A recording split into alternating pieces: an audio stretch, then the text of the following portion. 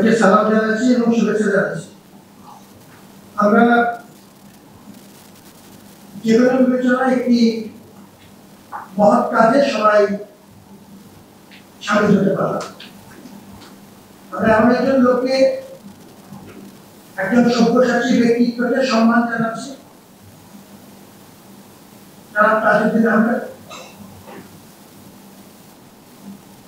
যার কর্মজীবনে তিনি অমোচনীয় প্রভাব রেখে গেছেন এবং তার যে ঐতিহ্য, legacy that he has left, আমরা আমাদের কিছু মেধাবী শিক্ষার্থীর মাধ্যমে সেটিকে দায়িত্বশীল করা, ঘিরে রাখা এবং সম্প্রসারিত করার উদ্যোগ নিয়েছে। আজকে যারা প্রতিষ্ঠিত হলেন, এটি শুধুমাত্র একটি পুরস্কারের বিষয় নয়, এটি একটি গুরুত্বপূর্ণ জাতীয় ঐতিহ্যের উত্তরাধিকার। এই বিষয়টি আমাদের সবার স্মরণ রাখা প্রয়োজন।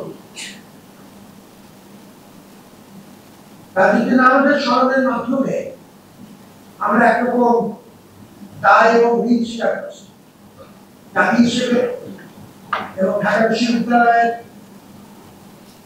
একটি গুরুত্বপূর্ণ ট্রাস্ট ফান্ড হিসেবে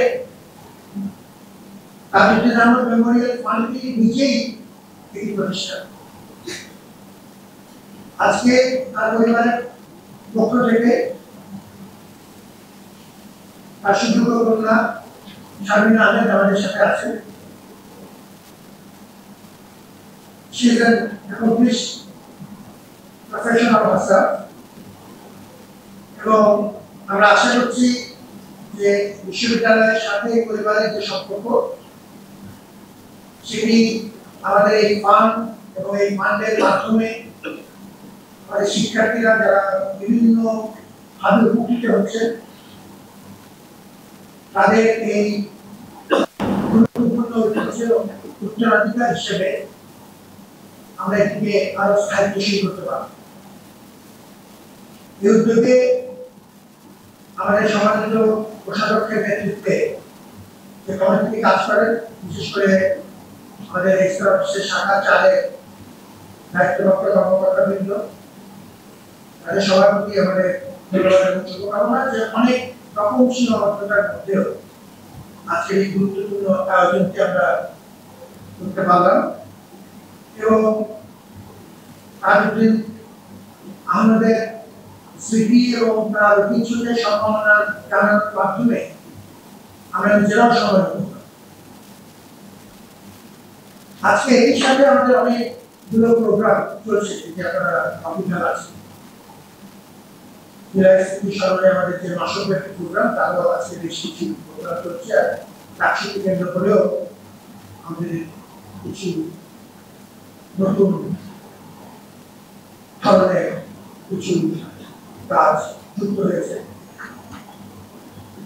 আমরা পুরো সময় এই আয়োজনে থাকতে পারছি না, আমাদের নিজেদের মধ্যে কিছু দায়িত্ব ভাগ করে নিয়েছে আমি আমার সিনিয়র মধ্যে। আমরা খুব আশা করি যে আজকে যে এই ফান্ডের মাধ্যমে আমাদের যে interaction this will pave the way for something much more larger and sustainable between Dhaka University and the family, and we hope to maintain an effective social outreach through this program, so that this program can actually serve as a venue towards building greater bondage of harmony and unity.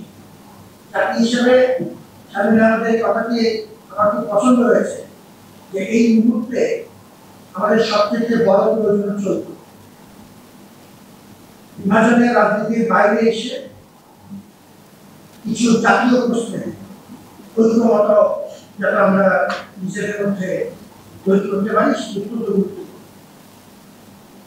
আমাদের যে জাতীয় পরিচয় যে মাইলফলক, আমাদের ভাষা আন্দোলন, আমাদের ৬৬, ৬৮, ৬৯ জনসম্পৃক্তির যে আন্দোলন, ৭১-এর আমাদের যে জাতীয় পরিচয় বাহক মহান মুক্তিযুদ্ধ, ৯০-এর যে আন্দোলন, ২০২৪, এই প্রতিটি আন্দোলনের পরম্পরা আছে, ধারাবাহিকতা আছে। এগুলো সবগুলি একটি বৃহত্তর জাতীয় দায় এবং দায়িত্বের অংশ, আমাদের বৃহত্তর জাতীয় ঐতিহ্যের অংশ। সুতরাং এগুলোকে মুখোমুখি দাঁড় করানোর যে চেষ্টা, সেটি খুব পরিষ্কারভাবে রাজনৈতিক উদ্দেশ্য করে এগুলোকে মুখোমুখি দাঁড় করার কোন প্রয়োজন, এবং আমরা আমাদের সীমিত পরিসরে সেটি পরিবর্তন দেখব।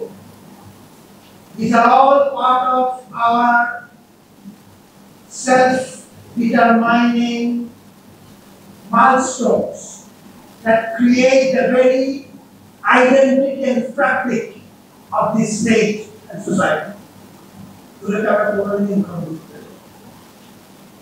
এই জাতীয় উদ্যোগগুলো আমাদেরকে একত্রিত করতে সহযোগিতা। এই জন্য বলেছিলাম যে আজকে যারা প্রতিষ্ঠিত হলে শুধুমাত্র একটি পুরস্কারের বিষয়, একটি ঐতিহ্যে আমরা খুব আশা করছি যে এই জাতীয় উদ্যোগগুলো আমরা আরো শক্তিশালী করছি। আমাদের ট্রাস্ট ফান্ড অনেক পরিমাণে অনেক বেড়েছে, আর আমরা সমাজে প্রতিষ্ঠান হয়েছে। নিচে আমাদের ওয়াইডার সোসাইটি হবে ঢাকা বিশ্ববিদ্যালয় যদি একটি জাতীয় প্রতিষ্ঠান হিসাবে শক্তিশালী হতে হয়, তাহলে শুধুমাত্র সরকারি নির্ভরশীলতা আমাদের বলতে থাকি এবং বলতে থাকি যেভাবে এটির জন্য প্রয়োজন সমাজে আমাদের অবস্থানকে দিনে দিনে আরো সম্পন্ন করা। আজকে আলোচনায় আমার সম্মানিত কলিগ অনেকে এসেছেন, আমাদের সম্মানিত মহাপরিচালক বাংলা একাডেমি প্রফেসর আজম আছেন। যে কোনো প্রয়োজন বিশ্ববিদ্যালয়ে বিশেষ করে ইন্টারঅ্যাকচুয়াল কন্ট্রিবিউশন করেছিলাম, কিন্তু প্রতিবার আমাদের সাথে খুব অল্প নোটিসে তার সাথে পেয়েছি। যারা তাজউদ্দিন আহমেদ যে very versatile career, সংক্ষেপে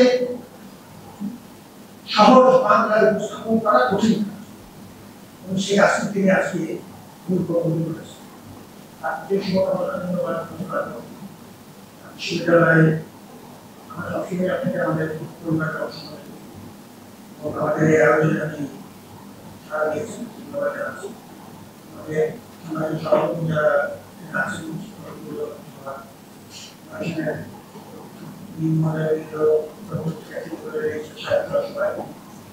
ধন্যবাদ জানাচ্ছি।